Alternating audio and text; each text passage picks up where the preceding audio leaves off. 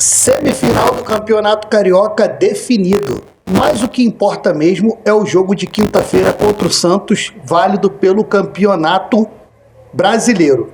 Santos de Neymar e de Gabigol. Eu sou o Magno Martins aqui do Voz do Vascaíno, já peço a vocês para deixar o like, curtida e comentário, que a gente vem com muita análise e muita opinião aqui sobre esses próximos dois jogos do Vasco da Gama e a importância de cada um deles. Então, rapaziada, vocês sabem que nós já vamos para a quarta rodada do Campeonato Carioca e o Vasco tem apenas um ponto que conquistou contra a Chapecoense jogando em São Januário. Um jogo que o Vasco estava vencendo até os 46 do segundo tempo e tomou um gol de falta de empate da Chapecoense. Vasco também perdeu para o Mirassol jogando na casa do Mirassol e o Vasco também perdeu para o Bahia jogando em São Januário. Pois é, a situação no Campeonato Brasileiro já é preocupante, porque em 3 rodadas a gente só tem um ponto e o Vasco já está figurando na zona de rebaixamento. Por outro lado, ontem o Fluminense ganhou do Bangu de 3-1 nas quartas de finais do Campeonato Carioca e vai enfrentar o Gigante da Colina pela semifinal do Campeonato Carioca em 2 jogos. O primeiro jogo deve acontecer no sábado agora, nesse final de semana. O segundo jogo no final de semana que vem. E quem passar disputa a final em jogo único. O time do Fluminense com o Zubeldia tem números importantíssimos. Desde que o Zubeldia chegou no Fluminense em setembro do ano passado, o Fluminense não perde jogando em casa no Maracanã. São 16 vitórias seguidas. Enquanto isso, o Vasco da Gama jogando em São Januário, onde sempre foi nosso caldeirão, o lugar que a gente sempre ganhava ponto, lugar que a gente sempre ganhava até de time que estava mais forte que a gente, mas a gente conseguia fazer juiz ao mando de campo e vencer partidas, a gente vem perdendo, vem empatando. O Vasco passou para a semifinal do Campeonato Carioca, empatando com Volta Redonda e conseguiu se classificar nos pênaltis. Nós perdemos muito esse fator decisivo do mando de campo. No Campeonato Brasileiro ano passado, o Vasco ganhou bastante fora de casa, pontuou bem. Porém, não adianta você ganhar fora de casa e perder em casa. O Mirassol passou a temporada inteira no passado sem perder jogando na casa deles. E com isso eles conseguiram um acesso direto à Libertadores desse ano de 2026. Você vê o quanto é importante você pontuar em casa e fora de casa, se você também consegue pontuar, melhor ainda. Aí mostra que você vai brigar na parte de cima da tabela. Agora, quando você começa a tropeçar em casa, empatar, perder, fora de casa você só consegue um empate ou ganha um jogo a cada 5, você vai brigar na parte de baixo da tabela.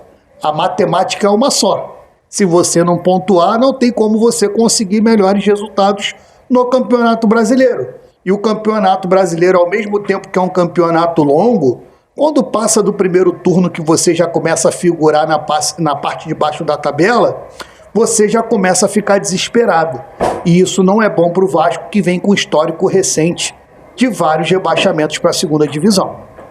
Rapaziada, antes da gente entrar no tema time, a lojinha aqui do Voz do Vascaíno está em parceria com a Netshoes, Mercado Livre, Amazon e Shopee. Se você está procurando um presente para alguém que você gosta, uma blusa do Vascão, um relógio, copo, acessa a nossa lojinha aqui embaixo e dá uma moral aqui pro canal do Voz, beleza?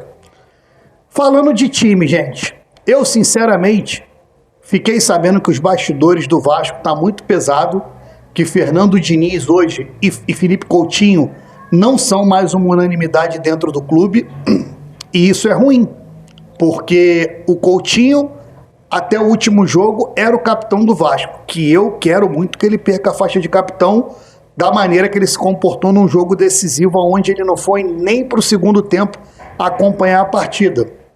Quem ficou com a faixa de capitão foi o Léo Jardim. E o Diniz não é mais uma unanimidade pelos seus números. O Vasco apresenta, cria, mas não faz gol. E os últimos trabalhos do Fernando Diniz foi exatamente assim. Ele era mandado embora do Fluminense ou do Cruzeiro porque ele não conseguia mais ganhar. Ele criava chance, criava oportunidade, chutava em gol, mas no final do jogo o time dele perdia. O time dele jogava como nunca e perdia como sempre. O que eu fico desesperado é que agora no Vasco aconteça a mesma coisa.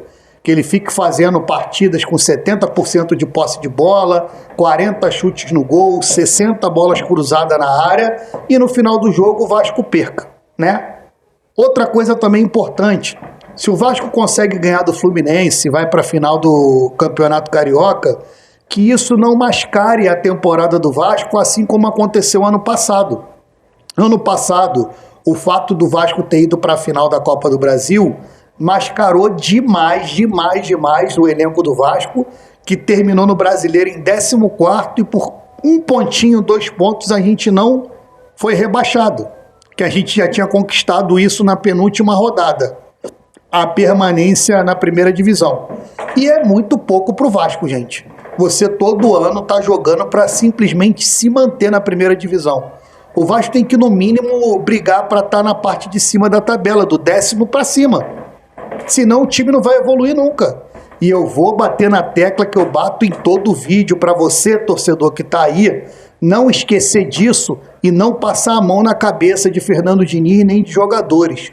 O Vasco tem a 4ª maior folha salarial do Campeonato Brasileiro, do Brasil. A folha salarial do Vasco são 16 milhões por mês. Folha de G4, G5, G6. Menos que isso, a torcida não pode aceitar. E os jogadores dentro de campo têm que cada vez produzir mais. E os jogadores que estão pedindo passagem, coloca de titular. O Rojas, hoje ele tem que ser titular no time do Vasco. No lugar do Coutinho, no lugar do Nuno, no lugar do Léo Jardim, no lugar de quem for. O Rojas hoje não pode ser reserva do Vasco. Porque o que esse cara gera de jogo com pouco minuto que ele tem em todo jogo passado ele conseguiu jogar 45 minutos. Ele mudou o jogo, mudou a maneira do Vasco jogar, o Vasco conseguiu o empate e conseguiu nos pênaltis a classificação e ele converteu o pênalti dele também. É um jogador colombiano de personalidade, rápido, jogador sanguíneo, jogador veloz. Esse jogador ele gera muito jogo hoje para o futebol moderno. Ele não pode ser reserva para o Coutinho ou para o Nuno. Ele tem que jogar no lugar de um dos dois. Felipe Coutinho e Nuno, Diniz, se você não tem disposição para barrar o Coutinho, barra o Nuno. Ou vice-versa, manda os dois tirar para o ímpar e um vai para o banco. Quanto ao ataque, entra com o Andrés Gomes, Spinelli, bota o Brenner para jogar na ponta direita. Eu acho que o Brenner tem que ganhar mais minutos, porque esse rapaz vai ajudar muito o Vasco ainda. Mas no momento, do jeito que o Spinelli entrou no jogo contra o Volta Redonda, dando carrinho, fazendo pivô, primeiro lance de cabeça ele empatou o jogo, esse cara não pode ser reserva do Vasco. Escuta o que eu tô te falando, num futuro bem próximo, com essas características, o Spinelli vai ser o capitão do Vasco da Gama. Isso é normal, cara. Liderança você nasce com ela. Você não conquista. Isso você nasce com ela. E o Spinelli é o jogador típico argentino, muito igual ao próprio Pablo Verratti, com a liderança para se tornar um capitão desse time. O cara não fala nem português direito ainda e no jogo contra o Volta Redonda ele já estava brigando, reclamando com o juiz, indo para cima. É esse tipo de liderança que a gente quer. Uma liderança dentro de campo e uma liderança fora de campo quando o jogador não estiver jogando. O que o Verratti fazia até os últimos dias dele no Vasco. E o Felipe Coutinho, quando foi substituído, ele esqueceu a sua liderança que ele tinha pelo Vasco da Gama, entregou a faixa de capitão para o Léo Jardim e nem voltou para o jogo para poder acompanhar os seus companheiros. É isso, rapaziada. Vou terminando aqui o almoço vascaíno de hoje. Provavelmente mais tarde hoje a gente se vê no Voz do Vascaíno Games. Mas porém eu e Lourenço também estamos para fazer uma música nova e lançar aqui no canal para vocês. Vamos ver se a gente consegue fazer isso hoje. Mas a gente vai se vendo aí e à noite com certeza a gente se vê no canal de alguma forma. Valeu? Beijão no coração de vocês. Tamo junto. Boa terça-feira de carnaval. Tchau!